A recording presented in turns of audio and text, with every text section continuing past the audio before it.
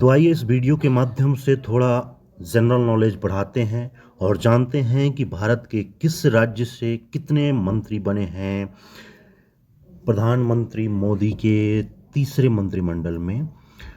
और ये भारत का नक्शे पर आपको पूरी अच्छी तरह से दिखाई देगा कि किस राज्य से कितने मंत्री बने हैं। आपको पता होगा कि कुल 72 मंत्री बने हैं इस मंत्रिमंडल में तीसरे कार्यकाल में। तो सबसे पहले उन बड़े राज्यों को देखिए, फिर ये सारी चीज़ें आपको इस नक्शे पर दिखाई दे रही होगी। इसके बाद हम बताएंगे कि किस को कौन सा पद मिला है, कौन से बड़े वो मंत्रिमंडल हैं जिनमें कोई फेरबदल नहीं हुआ है। तो ये सारी चीज़ें देखेंगे। सबसे पहले उत्तर प्रदेश से कुल 10 मंत्री बने हैं, बिहार से 8 मंत्री, उसके बाद में जो गुजरात 4, कर्नाटक 4 और मध्य प्रदेश से 5, महाराष्ट्र से 6, तेलंगाना से 2, उड़ीसा से 2, पश्चिम बंगाल से 2, झारखंड से 2, तमिलनाडु से 3, केरल से 2। तो इस बार आप देखिए, जैसे जो दक्षिण भारत है उस तरफ से प्रतिनिधित्व बढ़ाया गया है। जैसे आंध्रा से है, केरला, तमिलनाडु, कर्नाटका, तेलंगाना। तो इन सब राज्यों को प्रतिनिधित्व बढ़ाया गया है। इसके अलावा राजस्थान से 5 मंत्री बने हैं, हरियाणा से 3, पंजाब से 2, जम्मू कश्मीर से 1, हिमाचल प्रदेश से 1 और दिल्ली से 1, उत्तराखंड से 1, असम से 2, अरुणाचल से 1। तो ये है पूरी मंत्रिमंडल। और इस तरह से आप इस नक्शे में देखिए, देश के हर हिस्से से, हर राज्य से किसी न किसी को मंत्रिमंडल में स्थान दिया गया है। इस तरह से जो पूरे भारत को साथ लेकर चलने की जो सपना है प्रधानमंत्री जी का, वो इसमें साफ साफ दिख रहा है। ताकि जैसे पंजाब से कोई भी सीट बीजेपी ने नहीं जीता या एनडीए के किसी भी दल ने नहीं जीता, लेकिन फिर भी वहाँ मंत्रिमंडल में एक स्थान पंजाब से भी दिया गया है।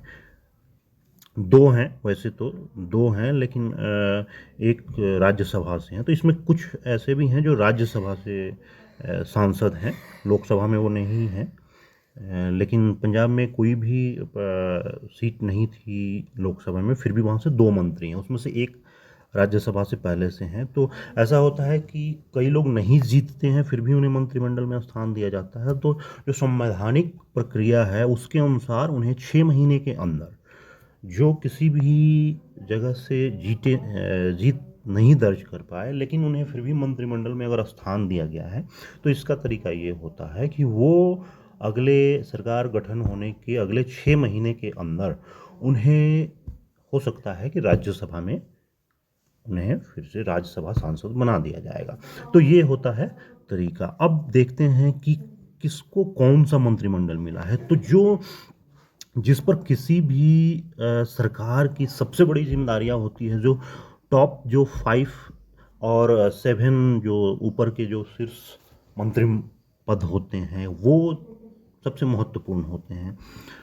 तो उसमें लगभग कोई बदलाव नहीं है और वो लगभग सेम है, क्योंकि जो पहले से थे उनको उस मंत्रिमंडल का पूरा अच्छे से जानकारी था, शायद इसी को देखते हुए उसको कंटिन्यू किया गया है। जैसे अमित शाह को गृह मंत्री और सहकारिता उनके पास है, राजनाथ सिंह रक्षा मंत्री, नितिन गडकरी परिवहन मंत्री, क्योंकि उन्होंने रोड और ट्रांसपोर्ट में बहुत अच्छा काम किया है। इसके अलावा जो निर्मला सीतारमण, उनको वित्त मंत्री और कॉरपोरेट, एस जयशंकर जो आईएफएस अधिकारी हैं, वो पहले भी अब रिटायर होने के बाद में वो विदेश मंत्री थे और उन्हें फिर से विदेश मंत्री बनाया गया है। इसके अलावा शिक्षा मंत्री जो है अभी धर्मेंद्र प्रधान को बनाया गया है।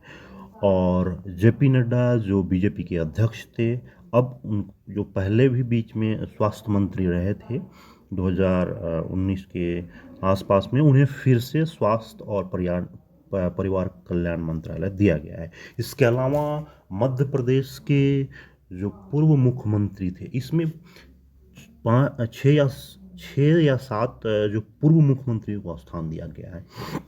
उनको स्टेट से निकाल करके और सेंट्रल में उनको स्थान दिया गया है। जैसे शिवराज सिंह चौहान, ये पहले मध्य प्रदेश के मुख्यमंत्री रहे हैं और मध्य प्रदेश में पूरी सीटें 29 की 29 सीटें बीजेपी ने जीती थी। इनमें इनका बहुत बड़ा योगदान रहा है और इसलिए इन्हें बहुत बड़ी जिम्मेदारी दी गई है।